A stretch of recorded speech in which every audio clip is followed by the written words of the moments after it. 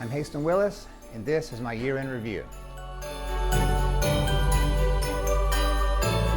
In May, I was the pool reporter for a trip that President Biden took to Racine, Wisconsin and Chicago, Illinois.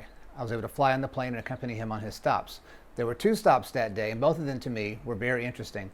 The first one was to Racine, Wisconsin, where Biden was celebrating the opening of a $3 billion investment from Microsoft into the state of Wisconsin, which of course was a swing state.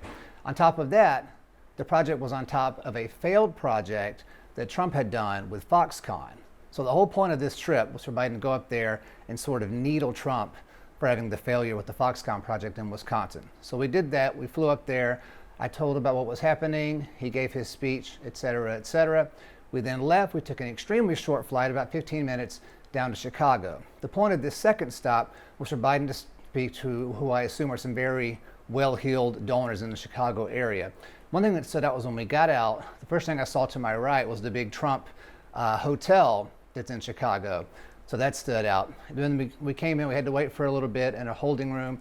Then we saw Biden speak. My take on this was he was very low energy. He was, of course, saying that he was doing a great job as president, but you couldn't really feel that in his body language or in his voice.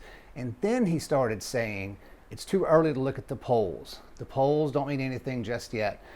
Those don't mean anything. You can ignore the polls for right now.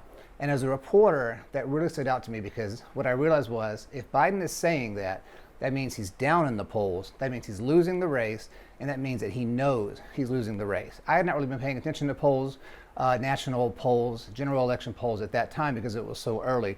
But when he said that, I really had kind of an aha moment, realizing that Biden was losing the race, that he knew he was losing the race, and that we were likely to see a second term of Donald Trump.